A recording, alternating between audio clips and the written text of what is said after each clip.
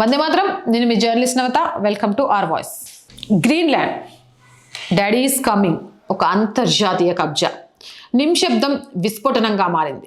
Greenland విషయంలో America Denmark చర్చలు విఫలమయ్యాయి, రక్తపాతానికి దారితీశాయి. ఈరోజు ఆకాశం నుండి యుద్ధ విమానాలు దిగుతున్నాయి. డెన్మార్క్, ఫ్రాన్స్, జర్మనీ, నెదర్లాండ్ అందరూ కలిసి గ్రీన్లాండ్ మంచు కొండల్లో యుద్ధ సన్నాహాలు మొదలుపెట్టారు. డెన్మార్క్ ప్రధాని మొట్టే గొంతులో వణుకు. ఆమెకు తెలుసు, యుఎస్ఏ మా భూమిని అక్రమంగా బలవంతంగా ఆక్రమించుకోగలదు అని. మిత్రదేశమే దాడి చేసే రోజు రానే వచ్చింది. ది గ్రేట్ బెట్రాయిల్, స్నేహం వెనుక మరణ శాసనం రాసింది. నిన్నటిదాకా జెలెన్స్కీ కోసం ప్రాణాలిస్తామన్నారు. ఈరోజు తమ ప్రాణాలు కాపాడుకోవడానికి తమలో తామే కొట్టుకుంటున్నారు. ఈ మొత్తం కేసుని చూసి ఒకే ఒక్కడు నవ్వుకుంటున్నాడు, వ్లాదిమిర్ పుతిన్.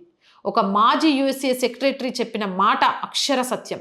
యుఎస్ఏకు శత్రువుగా ఉండడం ప్రమాదకరం, కానీ మిత్రుడిగా ఉండడం ప్రాణాంతకం. డెన్మార్క్ విషయంలో అది ప్రూవ్ అయింది. డొనాల్డ్ ట్రంప్ ఇప్పుడు ఒక దేశాధ్యక్షుడు కాదు, హైదరాబాద్ ఓపెన్ ఫ్లాట్లను కబ్జా చేసే రౌడీ కంటే అధ్వానంగా తయారయ్యాడు. సొంత మిత్రుల భూమిని లాక్కోవడానికి నార్త్ బెటాలియన్ని సిద్ధం చేస్తున్నాడు.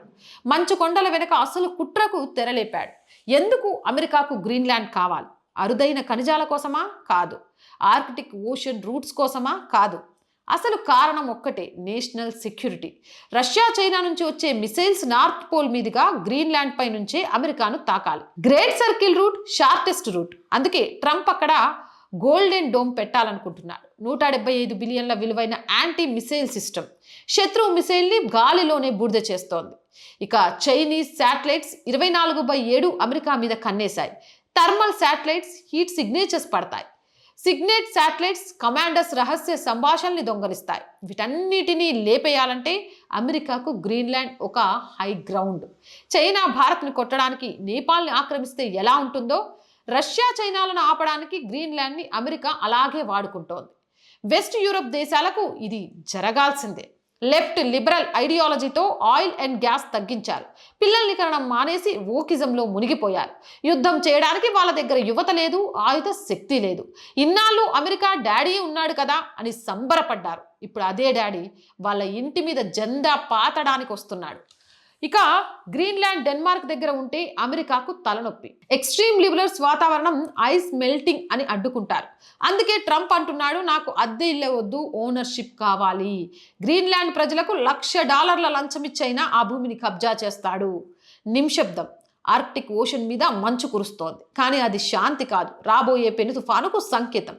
అమెరికా సైనికులు గ్రీన్లాండ్లో దిగి డాడీ ఈజ్ హోమ్ అని అరిచే రోజు ఎంతో దూరంలో లేదు. All ice on Greenland. సామ్రాజ్యాల మధ్య యుద్ధం మంచు కొండల్లో మొదలైంది. మరి అంతం ముగింపు ఎలా ఉండబోతున్నాయో వేచి చూడాలి. మీరేమనుకుంటున్నారు? కామెంట్ సెక్షన్లో పెట్టేయండి. మోర్ వీడియోస్ కోసం ఛానల్ని వెంటనే సబ్స్క్రైబ్ చేయండి. రోజు చెప్తున్నానండి, ఆర్ వాయిస్ పొలిటికల్ రెండు మన ఛానల్సే. So please subscribe our channels. Content బాగుంది అనిపిస్తే లైక్ చేయండి, షేర్ చేయండి. ఆర్థికంగా ఈరోజు ఆర్ వాయిస్కి మీ చేయుత చాలా అవసరం. ఆర్థికంగా సపోర్ట్ చేయాలి అంటే సబ్స్క్రిప్షన్ పక్కనే జాయిన్ అనే బటన్ ఉంది. 1 to 5 లెవెల్స్ ఉన్నాయి. ఏదో ఒక లెవెల్లో సపోర్ట్ చేయండి. లేదా స్క్రీన్ మీద గూగుల్ పే, ఫోన్పేతో పాటు అకౌంట్ డీటెయిల్స్ ఇచ్చాము, మీకు తోచిన సహాయాన్ని అందించవచ్చు. వ్యాపార ప్రకటనల కోసం స్క్రీన్ మీద స్క్రోల్ అవుతున్న నెంబర్కి ఒక్కసారి కాంటాక్ట్ చేయండి. అలాగే ప్రతి వీడియోని లైక్ చేస్తూ షేర్ చేయండి. జై హింద్, జై భారత్.